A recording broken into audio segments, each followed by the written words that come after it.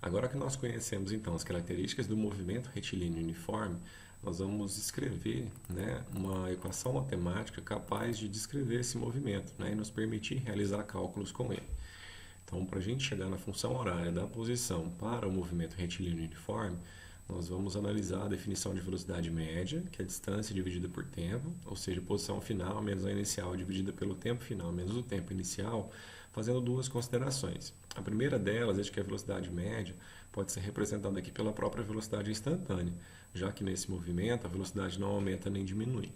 A segunda consideração é que o tempo inicial do movimento é zero. Então eu vou assumir que a gente está zerando o cronômetro antes de começar a analisar o movimento.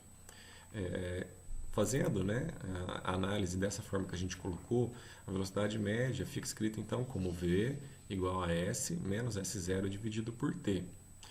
Reajustando isso aqui matematicamente, né, nós podemos multiplicar cruzado e escrever que S menos S0 é igual a velocidade vezes o tempo. E se nós passarmos, né, o menos S0 que está negativo para o outro lado da equação, a gente chega então na função horária da posição para o movimento retilíneo uniforme. Essa equação que diz que S igual a S0 mais VT, ou seja, que a posição final é a posição inicial mais a velocidade vezes o tempo. Então, nessa equação, S representa a posição final, que é dada em metros, S0 representa a posição inicial do móvel, também dada em metros, V representa a velocidade em metros por segundo e T representa o tempo, expresso também em segundos. Essa função que nós acabamos de deduzir, ela matematicamente é uma função do primeiro grau, ou seja, apresenta o gráfico que é uma reta. Então, se nós fizermos o gráfico da posição em função do tempo para o movimento retilíneo uniforme, as duas possibilidades que existem são, se a velocidade for positiva, uma reta crescente. Se a velocidade for negativa, uma reta decrescente. A velocidade positiva significa que a gente avança para posições de maior medida à medida que o tempo passa. Ou seja, eu estou caminhando para frente, para medidas maiores no sentido positivo.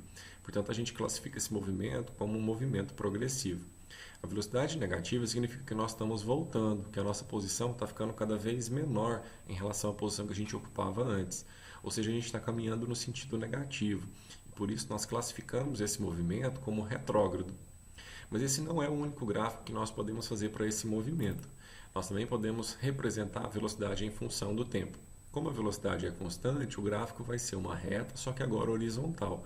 No caso do movimento progressivo, né, com velocidade positiva, essa reta é localizada acima do eixo do tempo.